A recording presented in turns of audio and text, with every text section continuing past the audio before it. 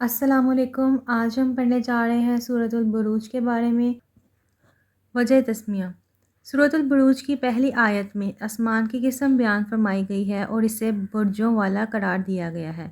اسی وجہ سے اس کا نام سورۃ البروج رکھا گیا ہے۔ فضیلت: حضرت محمد رسول اللہ خاتم النبیین صلی اللہ علیہ وآلہ وصحبہ وسلم عشاء کی نماز میں سورۃ بروج اور سورۃ الطارق کی تلاوت فرماتے تھے۔ شان نزول: سورۃ البروج میں اللہ تعالیٰ نے اصحاب الاخدود یعنی خندقوں والوں کا ذکر فرمایا ہے۔ اس واقعے کی تفصیل کچھ یوں ہے۔ پچھلی کسی امت میں ایک بادشاہ تھا جو ایک جادوگر سے کام لیا کرتا تھا۔ جب وہ جادوگر بوڑھا ہو گیا تو اس نے بادشاہ سے کہا کہ میرے پاس کوئی لڑکا بھیج دیا کرو جسے میں جادو سکھاؤں تاکہ میرے بعد وہ تمہارے کام آ سکے۔ بادشاہ نے ایک لڑکے کو جادوگر کے پاس بھیجنا شروع کر دیا۔ یہ لڑکا جب جادوگر کے پاس جاتا تو راستے میں ایک عبادت گزار شخص کے پاس سے گزرتا جو حضرت عیسیٰ علیہ السلام کے دین حق پر تھا اور توحید کا قائل تھا۔ یہ لڑکا اس کے پاس بیٹھ جاتا اور اس عبادت گزار کی باتیں سنتا جو اسے اچھی لگتی تھی۔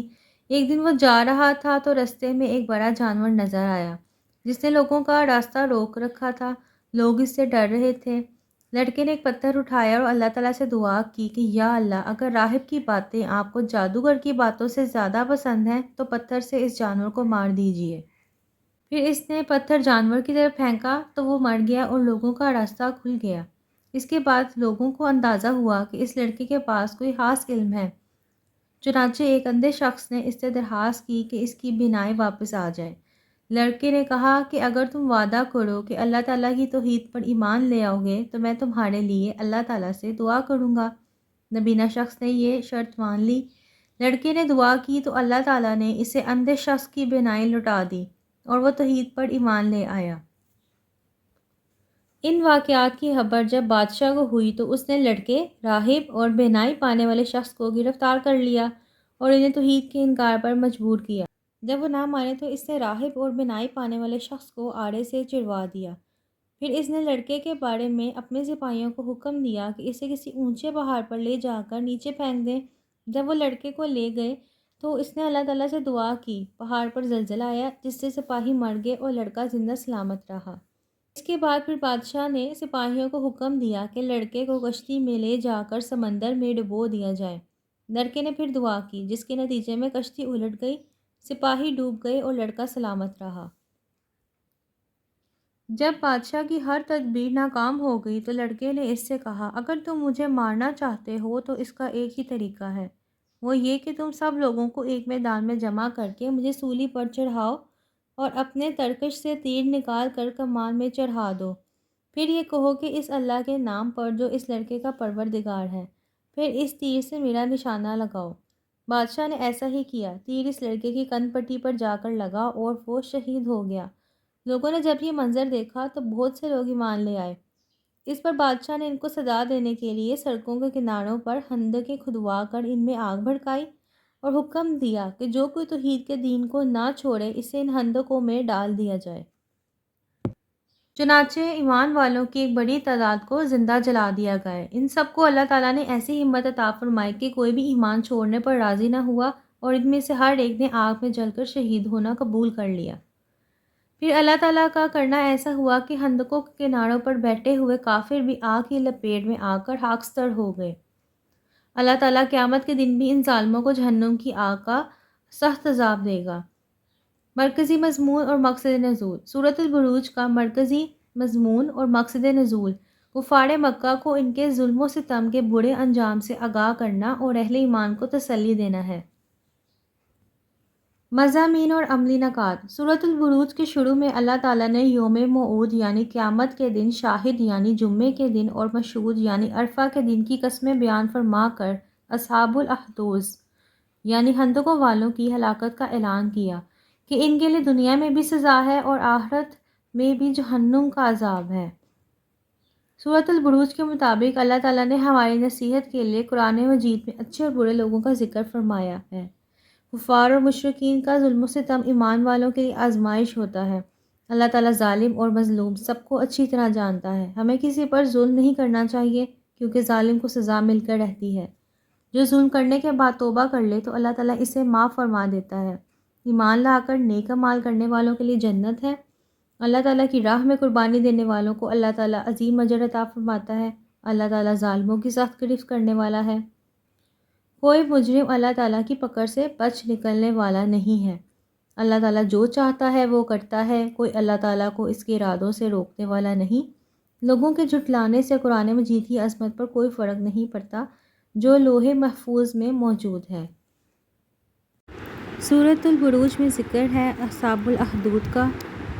اصحاب الاخدود سے مراد ہے خندقوں والے۔ لوح محفوظ میں رکھا ہے قرآن مجید کو۔ سورۃ بروج کی پہلی آیت میں قسم کھائی گئی ہے آسمان کی۔ بادشاہ نے تیر پر کس کا نام لیا تو مومن لڑکا شہید ہوا، اللہ تعالیٰ کا۔ جواب دیجیے۔ سورۃ بروج کی وجہ تسمیہ تحریر کیجیے۔ وجہ تسمیہ یعنی اس سورت کو سورۃ البروج کیوں کہا جاتا ہے؟ اس کی پہلی آیت میں آسمان کی قسم بیان فرمائی گئی ہے اور اسے برجوں والا قرار دیا گیا ہے، اسی وجہ سے اس سورت کا نام سورۃ البروج رکھا گیا ہے۔ سورۃ البروج کا مرکزی مضمون کیا ہے؟ سورۃ البروج کا مرکزی مضمون اور مقصد نزول کفار مکہ کو ان کے ظلم و ستم کے برے انجام سے آگاہ کرنے اور اہل ایمان کو تسلی دینا ہے۔ سورۃ البروج کے مطابق قرآن مجید میں اچھے اور برے لوگوں کا تذکرہ کیوں ہے؟ سورۃ البروج کے مطابق اللہ تعالیٰ نے ہماری نصیحت کے لیے قرآن مجید میں اچھے اور برے لوگوں کا تذکرہ کیا ہے۔ تفصیلی جواب دیں۔ اصحاب الاخدود یعنی خندق والوں کا واقعہ اپنے الفاظ میں بیان کیجیے۔ اچھا، واقعہ ایسے کہ پچھلی امتوں میں ایک بادشاہ ہوتا تھا جو ایک جادوگر سے کام لیا کرتا تھا۔ جب وہ جادوگر بوڑھا ہوا تو اس نے کہا کہ میرے پاس کوئی لڑکا بھیج دو جس سے میں جادو سکھا دوں تاکہ میرے بعد بھی تمہارے کام آ سکے۔ بادشاہ نے ایک لڑکے کو جادوگر کے پاس بھیجنا شروع کر دیا۔ جب وہ لڑکا جادوگر کے پاس جاتا تو رستے میں اس کو ایک شخص بھی ملتا تھا جو کہ حضرت عیسیٰ علیہ السلام کے دین حق پر تھا اور وہ لوگوں کو دین کی دعوت دیتا تھا، توحید کے لیے قائل کرتا تھا۔ یہ لڑکا ان کے پاس بیٹھ جاتا تھا اور اس عبادت گزار کی باتیں سنتا تھا جو اسے اچھی لگتی تھی۔ پھر ایک دن کیا ہوا؟ ایک دن رستے میں اس کو ایک بڑا جانور ملا تو اس نے جس نے لوگوں کا راستہ روکا ہوا تھا، تو پھر اس نے کیا کہا، پتھر اٹھائے اور اللہ تعالیٰ سے دعا کی کہ اللہ تعالیٰ اگر آپ کو جادوگر سے زیادہ راہب کی باتیں پسند ہیں تو میں اس پتھر سے اس جانور کو مار دوں۔ تو اس نے جب پتھر پھینکا تو جانور مر گیا اور لوگوں کو راستہ مل گیا۔ اس کے بعد لوگوں کو اندازہ ہوا کہ اس لڑکے کے پاس کچھ خاص علم ہے۔ ایک دن ایک اندھا شخص اس کے پاس آتا ہے اور اس کو کہتا ہے کہ دعا کرو کہ میری بینائی واپس آ جائے۔ تو لڑکے نے کہا ٹھیک ہے، میں اللہ تعالیٰ کی اگر تم توحید پر ایمان لاؤ گے تو میں تمہارے لیے دعا کروں گا اور اللہ تعالیٰ تمہاری بینائی واپس لے آئیں گے۔ لڑکے نے دعا کی اور اللہ تعالیٰ کے حکم سے وہ اندھے شخص کی بینائی واپس آ گئی اور اس نے اسلام قبول کر لیا۔ ان واقعاتی خبر جب بادشاہ کو ہوئی تو اس نے لڑکے کو، راہب کو جو رستے میں لوگوں کو دین کی تعلیم دے رہا تھا، اور بینائی والے شخص کو گرفتار کیا اور انہیں کہا کہ توحید سے انکار کرو۔ انہوں نے کہا کہ نہیں، ہم توحید سے انکار نہیں کریں گے۔ تو اس نے کیا کہ راہب اور جو بینائی پانے والا شخص تھا اس کو آڑے سے چڑوا دیا تھا، چیٹ دیا تھا مطلب ان کو پھر اس کے بعد لڑکے کے ساتھ اس نے یہ کیا، اپنے سپاہیوں کو حکم دیا کہ اسے کسی اونچے پہاڑ پہ لے جاؤ اور وہاں سے نیچے پھینک دو۔ جب وہ لڑکا اس اونچے پہاڑ پہ گیا تو اس نے اللہ تعالیٰ سے دعا کی کہ تو پھر اللہ تعالیٰ نے وہاں پہ زلزلہ آیا پہاڑ پر اور سارے جو سپاہی تھے وہ مر گئے اور وہ لڑکا ٹھیک رہا۔ پھر وہ واپس آیا، پھر بادشاہ نے سپاہیوں کو حکم دیا کہ اب اس کو کشتی سے باہر پھینک دو سمندر میں۔ اس نے پھر دعا کی تو ایسا ہوا کہ کشتی الٹ گئی اور سپاہی تو سارے مر گئے لیکن وہ بچ گیا۔ جب بادشاہ کی تدبیر ساری ناکام ہوئی تو اس نے مار نہیں پا رہا تھا، اس کی ساری تدبیریں ناکام ہو گئیں، تو اس نے لڑکے نے اس سے کہا کہ اگر تم مجھے مارنا چاہتے تو اس کا یہ ایک طریقہ ہے کہ بہت سارے لوگوں کو میدان میں جمع کر لو، مجھے سولی پر چڑھا دو، لیکن جب تم مجھے تیر مارنے لگو تو تم نے اللہ تعالیٰ کا نام لینا ہے۔ تو اس لڑکے نے جب اس کو یہ بتایا اس نے یہی کیا بادشاہ نے، تو لڑکے کو تیر لگا اس کے کن پٹی پہ اور وہ شہید ہو گیا تھا۔ لوگوں نے جب یہ منظر دیکھا تو کافی لوگ اسلام قبول کر گئے۔ اب بادشاہ نے یہ جو لوگ اسلام قبول کر گئے ان کو بھی سزا دی۔ اس نے کیا اس نے خندقیں کھدوا کر تو ان میں آگ بھڑکائی اور حکم دیا ان سب کو کہ بھئی دین حق سے پیچھے ہٹ جاؤ، تم لوگ توحید کو مانو۔ تو انہوں نے کہا نہیں، ہم ایسا نہیں کر سکتے۔ تو اس نے یہ کیا، ان سب کو خندق میں پھینکوا دیا اور ان سب کو زندہ جلا دیا۔ ان سب کو اللہ تعالیٰ نے ایسی ہمت عطا کی تھی کہ ایمان چھوڑنے پر راضی نہیں تھے اور سب جل کر شہید ہو گئے، شہید انہوں نے قبول کیا۔ پھر اللہ تعالیٰ کا کرنا ایسا ہوا کہ خندق کے کنارے پہ بیٹھے ہوئے جو کافر تھے وہ سارے بھی آگ کی لپیٹ میں آ کے مر گئے۔ اور اللہ تعالیٰ جو ہے وہ قیامت کے دن بھی ان ظالموں کو جہنم کی آگ کا سخت عذاب دیں گے۔